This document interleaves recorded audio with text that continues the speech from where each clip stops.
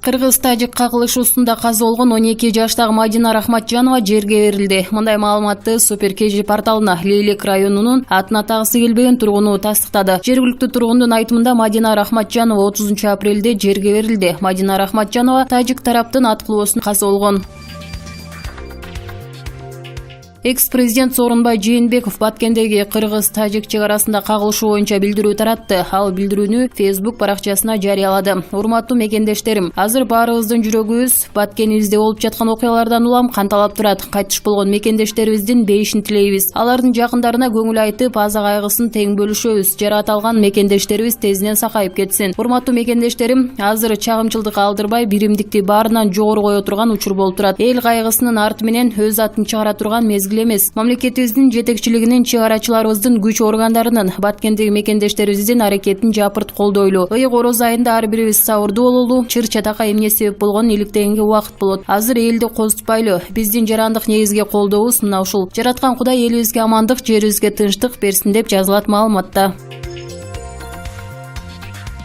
Мамлекет башчы Садыр Жапаров бүгүн 30 апрелде Тажикстандын президенти Эмомали Рахмон менен телефон аркылуу сүйлөштү. Бул тууралуу президенттин маалымат кызматы кабарлады. Мамлекет башчылары кыргыз-тажик мамлекеттик чек арасында кырдаалды жана аны тез арада жөнгө салуу чараларын талкуулашты. Садыр Жапаров кыргыз тарап мамлекеттер аралык маселелерди диалог жолу менен чечүүнү жана кыргыз-тажик мамлекеттик чек арасында кырдаалды туруктуу абалда сактап калууну колдой турганын белгиледи. Президент Кыргызстан менен Тажикстандын ортосундагы өз ара кызматташтык мындан ары да кыргыз жана тажик ортосундагы салттуу жана көп кылымдык достуктун, ынак коңшулуктун негизинде ырааттуу жана жемиштүү өнүгө берерине ишенимин билдирди. Мамлекет башчылары учурдагы түзүлгөн кырдаалды тынчтык жол менен гана чечип, үстүбүздө жылдын май айынын экинчи жарымында Душанбе шаарында жолугушуу өткөрүүнү макулдашты. Кыргыз-тажик мамлекеттик чек араны делимитациялоо жана демаркациялоо боюнча тараптардын өкмөттүк делегацияларынын сүйлөшүүлөрү эртең 1 майда Баткен облусунда өтө турганы айтылды.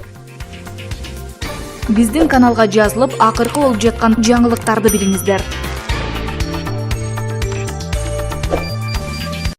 Баткендеги кыргыз-тажик чек ара жаңжалынан каза болгондордун саны 31ге жетти. Бул тууралуу брифинг учурунда Саламаттыкты сактоо жана социалдык өнүктүрүү министринин биринчи орун басары Ализа Солтонбекова билдирди. 154 киши жабыркап, 31 киши каза тапты. Жабыр тарткандардын ичинен 121 жөнөкөй жарандар, 23 күч органдарынын кызматкерлери, деди Солтонбекова. Анын айтымында Бишкекке атайын борт менен дагы 24 киши дарылануу үчүн алып келинди. Буга чейин расмий маалыматтарда чек арадагы чырда 134 кыргызстандык жабыркап, алардын арасынан 13 көз жумганы айтылып жаткан. Баткенде чек арада кагылышууда каза болгондордун ичинде прапорщик Бекзат Юлдашев дагы болгон. Ал Лейлек районуна караштуу Исфана шаарында 1990-жылы 11 майда туулган. Ал үй бүлөлүү 3 баланын атасы болгон. Бул тууралуу Супер KG порталына анын жакын тууганы Юлдашева Рухила билдирди. Аскер кызматында иштеп жүргөнүнө 8 жыл болгон. Үй бүлөдө 4 бир туугандын улуусу. Өзүнүн кызы 1-класста окуйт, андан кийинки уулу 6 жашта, кичүүсү 6 айлык. Энимдин апасы мугалим болуп эмгектенет, ал эми атасы бухгалтер болуп иштеген. Эним жогорку окуу жайды Бишкектен аяктап келген. Ал элдин тынчтыгы үчүн жүгүрүп кызмат кылган адам болчу. Мээримдүү, кайрымдуу жигит эле, ар дайым көңүлү ачык жүрчү. Сөөгү Баткенден Исфанага келе элек, мындай кайгыны эч кимдин башына салбасын деп жыйынтыктады ал сөзүн. Россия президенти Владимир Путин кыргыз-тажик чек арасында чырды чечүүгө ортомчу болууга даяр. Бул тууралуу президенттин маалымат катчысы Дмитрий Песковдун айтымына таянып РИА Новости кабарлады. Бизде ар кыл форматтагы уюмдар башыбызды бириктирип турат, анын ичинде ЖККУ да бар. Мамлекеттердин арасында жаралган курч маселелерди жөнгө салууга президент Путин дайыма даяр. Мамлекет башчы аны бир нече жолу далилдеген. Буга чейин эки өлкө ок атышууну токтотуу боюнча сүйлөшкөн. Азыр биз бул дипломатиялык ишке байкоо жүргүзүп жатабыз, чечимди колдойбуз, деген Песков. Спутник Кыргызстан агенттигинин кабарчысы Баткен районунун Көкташ айылына бара жаткан жолдогу талкаланган автоунааларды сүрөткө тартып алган. Сүрөттөн жолдо турган Honda, Toyota Lexus үлгүсүндөгү кыргыз номерлери талган бир нече автоунааны көрүүгө болот. Эки автокөлүк жолдун так ортосунда калса, бири трассадан чыгып кеткен. Эки автоунаа атылганы сүрөттөн даана көрүнүп турат. Жерде кишилердин бут кийимдери жатат. Lexus үлгүсүндөгү автоунааны оор техника тебелеткени көрүнүп турат. Айдоочулар тууралуу азырынча маалымат жок. Я, Жылдызхан Жолдошева, депутат 5-го созыва парламента Кыргызской Республики, я вынуждена обратиться к президенту Российской Федерации, господину Путину Владимиру Владимировичу. Уважаемый Владимир Владимирович, вы бесспорно в курсе, что идет война. Да, настоящая война между братскими странами Кыргызстана и Таджикистаном. Кто виноват? Кто начал эту войну? Об этом тоже знаете. Начал войну президент Таджикистана Эмомали Рахмон. Чтобы сохранить свою власть и сохранить бизнес своих детей, он предал свою страну, он предал своих граждан. Эмомали Рахмон дал приказ обеспечить простых граждан оружием.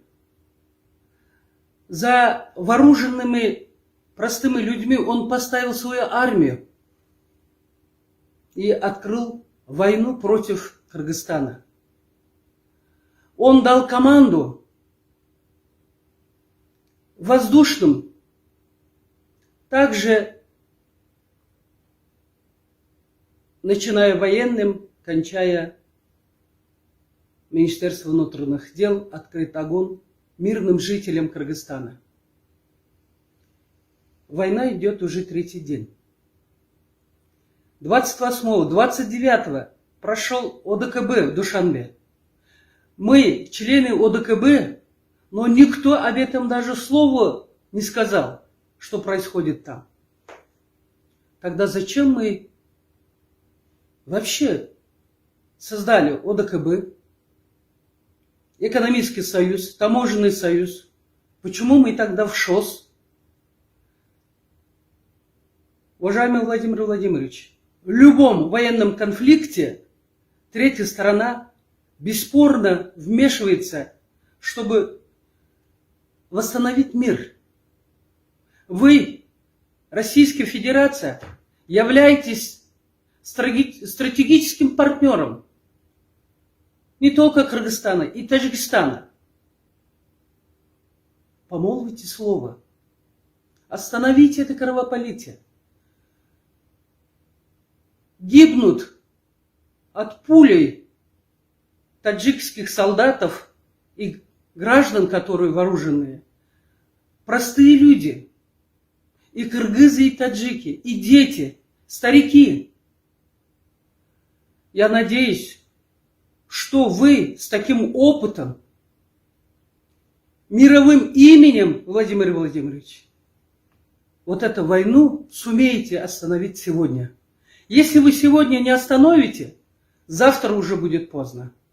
Потому что честь, достоинство настолько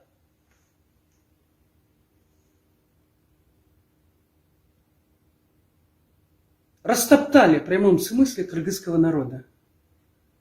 Кыргызский народ тоже очень воинственный народ.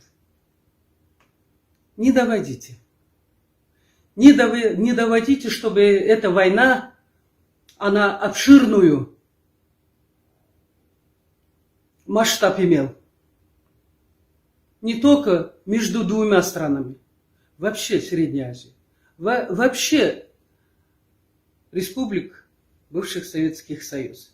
Я вас очень прошу, Владимир Владимирович, остановите. Вы сможете, я верю.